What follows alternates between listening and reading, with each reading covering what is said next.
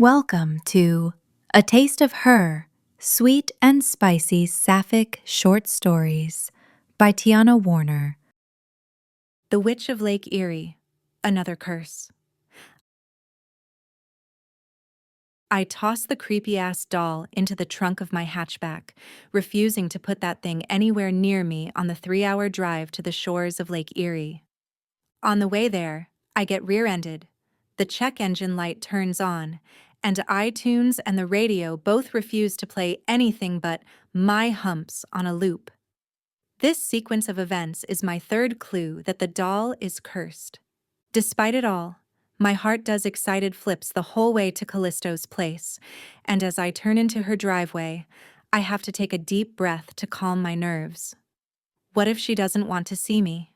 What if she does? If today goes how I want it to, we're going to do a whole lot more than fix a cursed doll today. But my hopes are too high.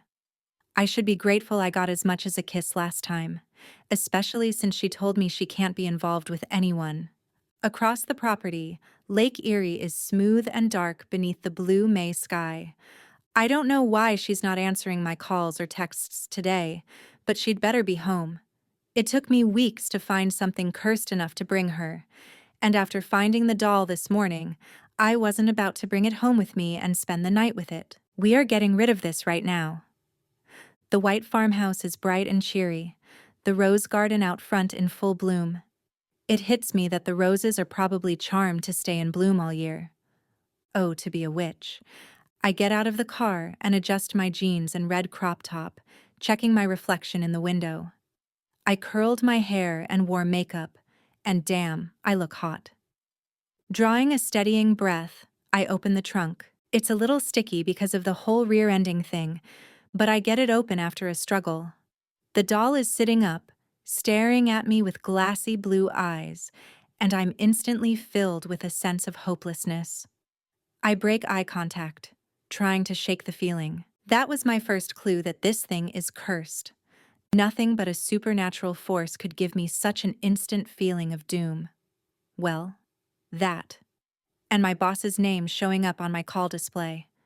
The second clue is how the doll looks. She's pale, blue-eyed, brown-haired, wearing a frilly blue dress with tulips on it and little wooden clogs.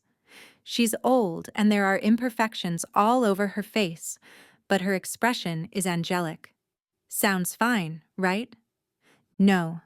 The moment I look away, she becomes something else in the corner of my eye. It's like when you're in a dark room and you catch a glimpse of your reflection in a mirror, and there's a half a second when you think it's a ghost or a murderer. The first time it happened with the doll, when I found her at the flea market, I gasped and jumped back. "You saw it, huh?" the old lady selling her asked me. "Saw what?" I said in total denial, because when I looked back at the doll, she was normal again. But I knew what I saw, and it's happening again in Callisto's driveway. In my periphery, the doll's eyes are red. Her mouth is open in a silent scream of rage. Her dress is black and tattered, and her little feet with the wooden clogs have morphed into crow feet. I shift my gaze to her again. Blue-eyed, tulips on her dress, and then to Callisto's house. A demon in my periphery. With a shudder, I grab the doll by the feet, holding her determinedly away from my body so I can't see her. Before I make it to the front door, it opens, and I stop in my tracks. A beautiful, willowy blonde woman is leaving Callisto's house wearing the world's tiniest shorts. Fury rises inside me, hot and bubbling, as she walks toward me with a pink tinge in her cheeks and a familiar giddy smile that I know all too well. She's too busy biting her lip to notice me until we're strides apart on the gravel driveway.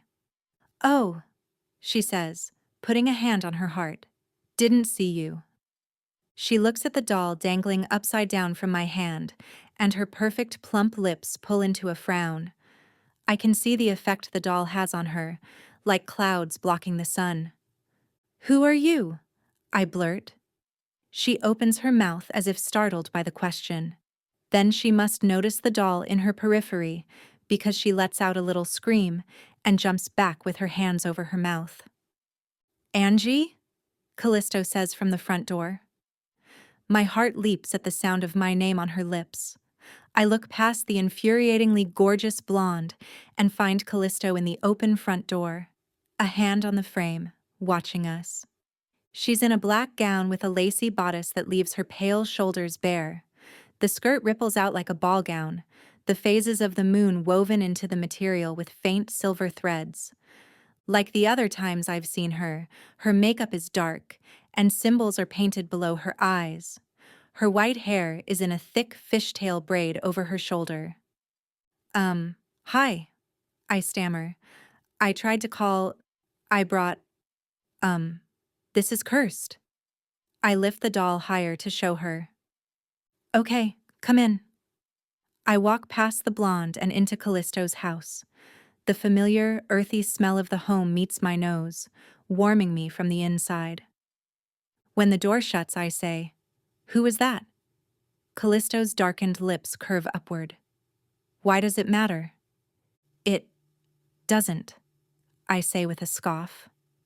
There's a pause. Her light gray eyes search me. Heat blooms in my cheeks. "She was trying to sell me on her pyramid scheme potion ingredients," Callisto says. "Oh." She takes the doll from me, and a silence passes while we hold each other's gaze. "Angee," she says, and I'm surprised to hear a tremor in her voice. I told you I don't have room for relationships in my life. I meant it." "Right." The words sting a little because although she's referring to my reaction to that woman, she also means she doesn't have time for me in her life. Callisto frowns at the doll. "Where the hell did you find this and why do you have it? Don't tell me this was in a cage at the animal shelter." "I bought it at a flea market." "Seriously?" Her eyes widen. Something changes in the room, like an energy that makes my pulse quicken. "You shouldn't have touched this. What were you thinking? This is really dangerous." "It is? You're lucky you didn't get into a car accident on the way over." "Actually, I did." Gah! The doll moves in her hand. She contorts, bending backward, and her angelic face melts and stretches like hot wax. Callisto swears.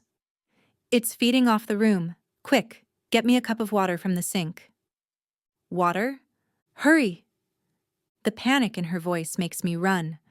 While she flings the doll onto the dining table and dashes to the shelves, I tug open kitchen drawers until I find a metal measuring cup. I fill it with tap water and walk carefully back to her. "In the pot," she says, motioning to a cute rose gold cooking pot on the table beside the doll. She scoops ingredients out of jars and mashes them feverishly in a mortar and pestle. I dump the water into the pot, where it immediately starts boiling. This isn't the greeting I had in mind. It's not that I was expecting her to throw herself at me and kiss me, but I was hoping we could take a second to acknowledge the unresolved tension from last time. Instead, she pushes me out of the way and dumps a mix of ingredients into the pot. She murmurs a few words, casting nervous glances at the doll on the table. The doll is still contorting, her heels by the back of her head, her face stretched so long it's unrecognizable. "I've been trying to call you today," I say. "I thought you were just trying to. Can you bring me the obsidian on the windowsill?" "The what?" "The black stone." I rush over and grab it, and she murmurs something into it before tossing it into the pot. "You thought I was trying to what?" I ask. I know this is a bad time, but it's been months since I saw her, and I've thought about her every day. "I thought this would be another incident like last month," she says, "when you texted me trying to convince me you had a cursed pasta machine." "It was cursed. You were using a bad recipe. I found it on Pinterest." She gives me a withering look. Before I can defend the recipe, she closes her eyes and says something unintelligible. A breeze sweeps through the house, moving the plants, curtains, and loose pages on the bookshelves. A chill passes over me. The ingredients in the pot bubble and spit, turning crimson. Callisto's eyes are closed, so she doesn't see the doll roll over. She doesn't see it stand up, its face warped beyond recognition, and walk forward. I sway, dizzy with panic, all of the blood seeming to drain from my body. The doll grabs the edge of the pot with its creepy little hands. Finding my voice, I choke out, "Callisto!" Callisto opens her eyes, but it's already happening. The doll is going to dump the pot of boiling potion onto her. There's no time to think about what to do. I lunge forward and seize the edge of the boiling pot. Before the doll can tip it onto Callisto, I shove it the other way hard, sending the bubbling contents all over the doll and table. A piercing scream comes from the doll, filling the house as it melts beneath the crimson potion. It warps and shrinks until it's a lump of plastic, material, and tiny clogs. My hands are searing. I gasp, shaking out the pain. "I'm sorry. It was about to—" Callisto grabs me and pulls me back a step, looking wide-eyed at the half-melted, sizzling remains of the doll. Shit. You did the right thing, Angee." "I did? I thought I had a few more seconds. Fuck. I was distracted." The potion sizzles on the table and drips onto the floor, darkening and hardening like cooling lava. Guilt washes over me. This is all my fault. First, bringing the doll here, and second, distracting her while she was trying to undo its curse. Now her table is ruined, and her house smells like rotten eggs. What would have happened if I hadn't tipped the potion onto the doll? Would Callisto be the one in a melted, sizzling heap right now? She motions for me to step further away from the table with her, running a hand over her brow. "Give it a minute to stabilize. Sometimes, curses so strong have an aftershock." I'm so sorry," I stammer, horrified with myself for hunting that doll down and bringing it to her. Callisto glares at me, a dangerous flash in her light gray eyes. "You'd better be. How long did you spend searching for a cursed item to bring me?" Her tone is sharper than I've ever heard. Well, she saw right through me. I shouldn't be surprised. It's obvious I didn't buy the doll because I thought it was cute. I've been searching since last time. Please don't be mad." She puts her hands on my shoulders, holding me at arm's length. "Angee, what the hell? You're putting your life at risk for an excuse to come see me?" "I like you. A lot," I shout, past caring about being subtle about my feelings. "You're gorgeous and smart and incredible. I've thought about you every day since the first time we met. And I don't care if it's dangerous being involved with a witch, because there's nothing I want more in the entire world than to be with you." Her breath catches. She lets go of me and steps back, breathing hard. She won't meet my eyes. My heart is pounding. My feelings fill the room, and I need to know what she's thinking. Did I scare her? Or is that something else passing over her expression? "Callisto, look at me," I say softly, stepping closer. She won't do it. "I'm sorry," I say, really meaning it. "I didn't realize the doll would be so dangerous. You're so calm and good at what you do. I guess I thought that fixing curses was easy for you, and it wouldn't be a big deal." She shakes her head, scowling. "Angee, that was so—" "I know." I step closer until we're inches apart. She doesn't step away. Finally, she meets my eyes. There's a long silence. We're both struggling to catch our breath. For the briefest moment, I swear her gaze flicks to my lips. Is she thinking about the kiss? Because I certainly haven't stopped thinking about it. I lay awake remembering the feel of her lips against mine, the sweet taste and smell of her soft skin beneath my palms. Should I tell her? Or will she not want to hear it? My ears tingle, picking up on something before the sense of danger reaches my brain. In slow motion, Callisto's eyes widen, and she turns her head toward the half-melted doll on the table. And it hits me what I'm hearing. Sizzling. A light flashes. With a whoosh, the melted doll bursts into flame, and Callisto throws herself at me before I can react. I stumble back and hit the shelves on the opposite wall, the impact reverberating through the tiny house. The wooden shelves dig into my back, painful enough to make me gasp, and all of the items wobble. Jars topple and shatter on the floor.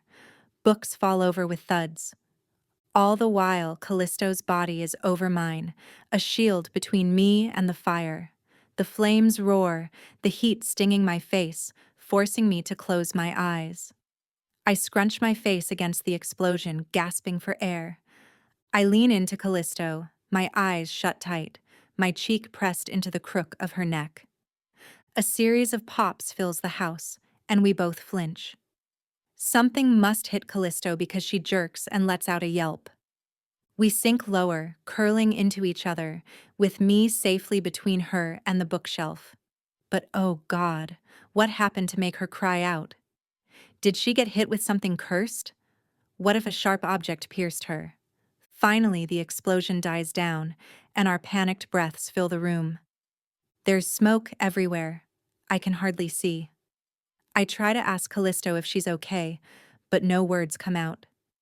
My throat is tight. Heart slamming into my ribs, I run my hands over her back, praying I won't find an injury. Her dress isn't torn. There's no wetness indicating blood. Thank God. I whisper. You weren't hurt? I think it was this tiny wooden clog that hit me. She picks up the doll's shoe on the floor beside us. At her touch, it crumbles into ash. I swallow hard. You could have been hit by something deadly. But I wasn't. I run my hands over her again to be sure. Her head, neck, shoulders, arms, waist, hips, and back are intact. No blood, nothing protruding. At the feel of her body beneath my palms, a totally inappropriate flutter passes through me. We stay on our knees for a long moment, pressed against the bookshelf, broken glass around us, herbs and powder all over the floor. I'm wrapped safely in Callisto's arms, not a scratch on me. Her breath tickles my lips as she looks at me. Please never endanger your life just to see me again, she whispers. I nod, and we're so close that a lock of her white hair catches on my lips.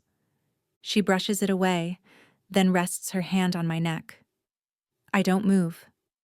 My breaths are shallow as I sit in her arms, not wanting her to let me go. She moves her face closer, and then hesitates, like she's debating whether to pull back.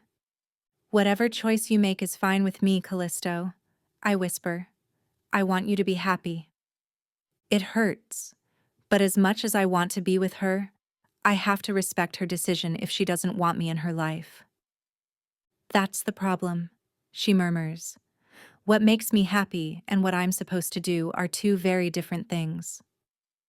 I don't know what to say, so I wait, savoring every second that I'm in her arms. This would be easier if you weren't so amazing, she says, barely audible. So beautiful, so kind. Something is erupting inside me. Just when I think we can't possibly be any closer, Callisto leans in. She kisses me so gently that my lips tingle. A pleasant sensation rushes down my core, making me shiver.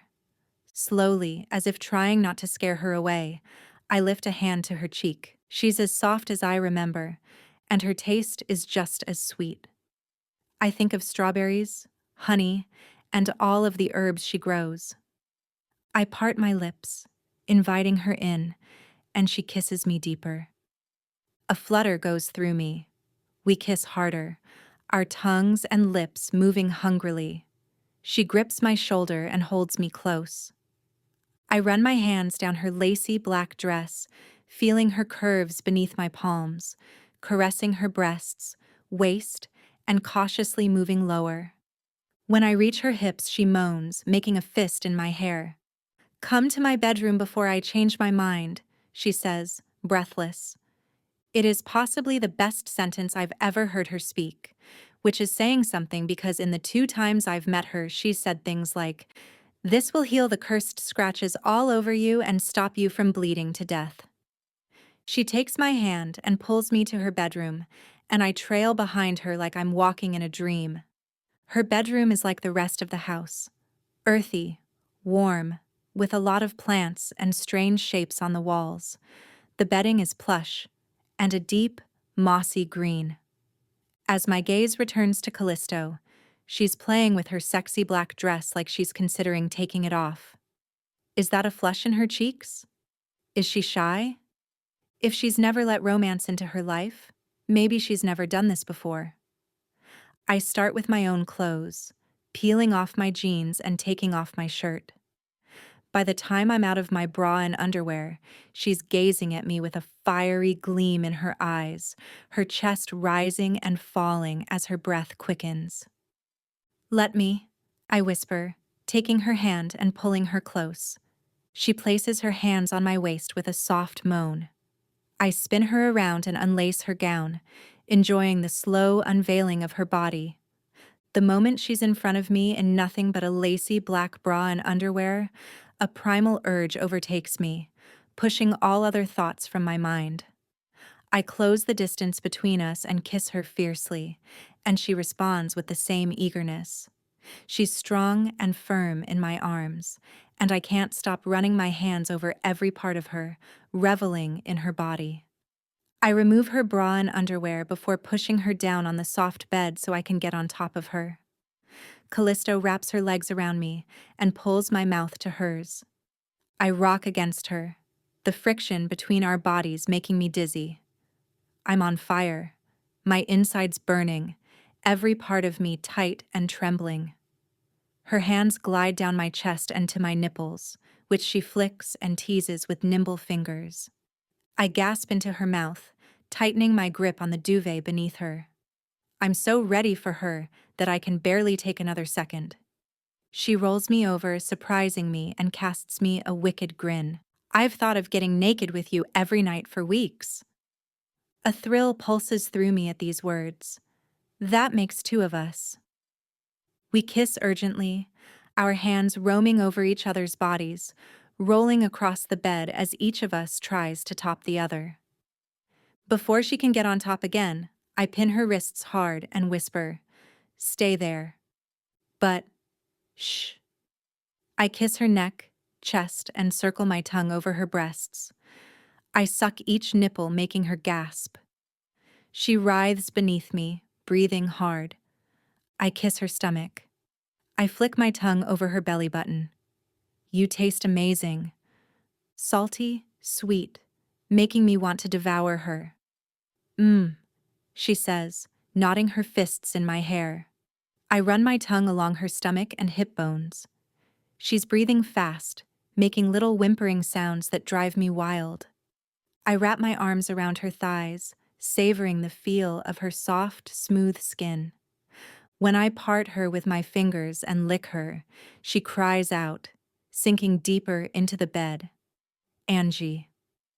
I lick her softly, my eyes closed, getting lost in her. She moans and gasps, and I respond to what she likes. I change up the rhythm and push her thighs wider, and soon, she's trembling beneath me. "Oh fuck," she whispers. I open my eyes to find her flushed, her eyes closed, her mouth open in an expression of total ecstasy. Her chest is heaving and she's gripping the duvet with white knuckles. I slow my pace, teasing her with gentle kisses and pauses. "Angee, please," she moans, begging me to keep going. She combs her fingers through my hair, making me shiver. Oh, I like the sound of her begging. I reach down and touch myself, needing it. I want to keep her like this for a while. I don't want this day to end. What if this is the only day I get with her? What if, like the kiss last time, she tells me that this is the end of whatever we have? But the kiss last time wasn't the end of it. She said it was, but here we are. It's like she said, what she wants and what she's supposed to do are two different things. Witches aren't supposed to have partners, but what does that matter? She lives alone out here. Nobody needs to know that I stop in once in a while to go down on her. I grin. She's breathing hard, whimpering, her fist tightening in my hair. I move my tongue faster, pushing her legs apart so I can taste more of her. Yes, she says, breathless. I bring her to the brink, and she moans louder, gripping the duvet like she's about to lose control. Her body tenses, and a shudder rolls through her. A warm breeze sweeps through the window and around the room, like the house is responding. It sends a pleasant tingle over me. The green curtains over the window flutter. A tapestry on the wall sways. Callisto covers her face as she climaxes, like she's hiding her pleasure from me, from the world. I keep licking her until the waves subside. She gasps for air, going limp. I enjoyed every second of that, I murmur, raising myself onto my hands and knees. You awful tease, she says. As I lay beside her, she gazes at me with a soft, sleepy look in her eyes. I've never seen her with an expression so open and vulnerable, and it sends warmth trickling through me. I run my hand down her body, needing to keep touching her. She bites her lip, a smile in her light gray eyes. Her hand wanders low, and she rubs me gently. Your turn. I put a hand on her wrist, stopping her even though it's painful to do so. First, answer something for me. She furrows her brow, a flash of concern in her eyes. Is this a one-time thing or can I come back? I whisper. I want to know before we keep going. I don't know if it will make a difference for what we do, but it'll make a difference in how I feel about it. Callisto opens her mouth. There's a pause in which the whole world seems to stop spinning. I'm praying, wishing, begging the universe to give me the answer I want. Finally, a little smile tugs at her lips, and her cheeks dimple. I want you to come back, she whispers. Another warm breeze sweeps through the room, and victory blooms inside my chest as she leans in for another kiss. Promise me you won't tell a soul about us, okay?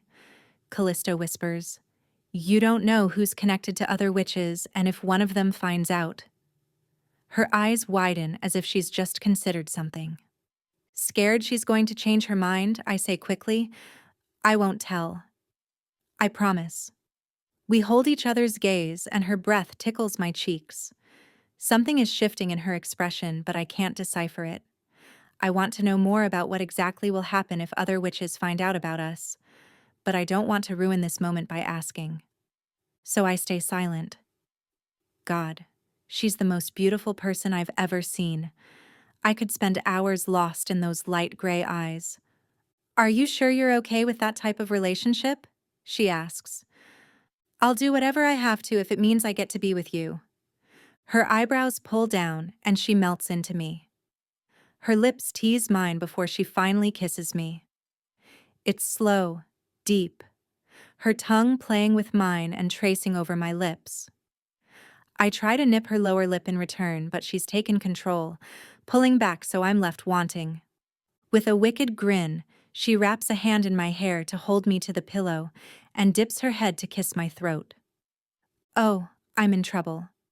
While tracing her other hand down my waist, touching me so gently that I shiver, she rakes her teeth along the sensitive skin of my throat. I close my eyes, savoring the feel of her. She holds me in place, pushing my knees firmly apart so she can slide her palm between my legs. I hope you're ready to be here for a while, because I have a lot of pent-up energy, she murmurs. Side effects of a life of solitude. I can only moan. I'm dizzy as she glides her fingers up and down. She moves so slowly that she leaves me aching, biting my lip, needing more. I can feel how swollen and ready I am. Then she speeds up, moving her fingers faster. Yes, I whisper. She stops. Why? I try to lift my head, but she's still gripping my hair, holding me still. She plants a hard kiss on my lips, opening my mouth with her tongue. Then she kisses my chest, tracing her tongue down the center, down my stomach, and pausing to kiss my belly button. She holds my hips between her arms, her hands cupping my waist, as she kisses and licks me all over. I can't believe you're teasing me like this, I say. First you make me wait all this time to kiss you, and now, oh, I gasp, gripping the duvet for dear life, as she grants me a long, slow lick. Oh God, you feel good, I moan, closing my eyes. She makes slow circles with her tongue, and the feeling shoots through me like fire. It's burning inside me, the flames traveling down my arms and legs, making it hard to breathe. She grazes her palms over my inner thighs and the backs of my legs, up and down, up and down. The sensation of her cool tongue and her warm palms moving over such a sensitive part of me is too much to bear. I'm panting, my legs writhing. She circles her tongue faster, pauses, flicks once, twice, then closes her whole mouth over me. This is how I die, I moan. I thought you said you'd never done this before. I haven't, she murmurs. But that doesn't mean I don't watch videos. I grin. That's pretty hot. Oh, God.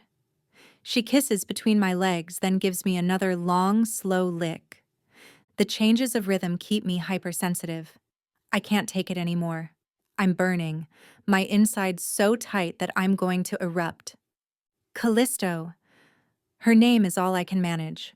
My face is hot. Sweat prickles all over. I'm breathing fast. She closes her mouth over me and moves her tongue faster. I grip the duvet tighter. Oh God, Her palms trace up my stomach. So gentle, and when she flicks her fingers over my nipples, it's too much. I tip over the edge. I cry out as waves of pleasure take control of my body, leaving me at Callisto's mercy. She keeps licking and sucking until I reach down with fumbling hands to hold her still. When she raises herself to come lie next to me, she's wearing a smug grin. And she earned it. Holy shit. That was absolutely incredible, I say, totally spent. I could tell you were enjoying yourself. I nuzzle into her, wanting to stay like this for hours. There's nowhere I'd rather be than this warm, soothing home, which smells like earth and herbs and Callisto. But if we're going to keep our relationship a secret, how often am I allowed to be here? Can I stay the night? Do we have to pretend I'm a repeat client? Abruptly, Callisto sits up. She's perfectly still, like a deer in the woods. What? I begin, but she puts a hand on my thigh to silence me. There's a knock at the door. The end. If you liked this story, you'll love How to Flirt with a Witch, which is a full-length novel inspired by this short story. When a girl learns she has the ability to sense curses, she forms a forbidden romance with a witch determined to protect her from the consequences. Find the link in the episode description. Thanks for listening. Please subscribe to support these stories, and so you never miss a new release. You can find all of Tiana Warner's Sapphic romance books on her website at tianawarner.com.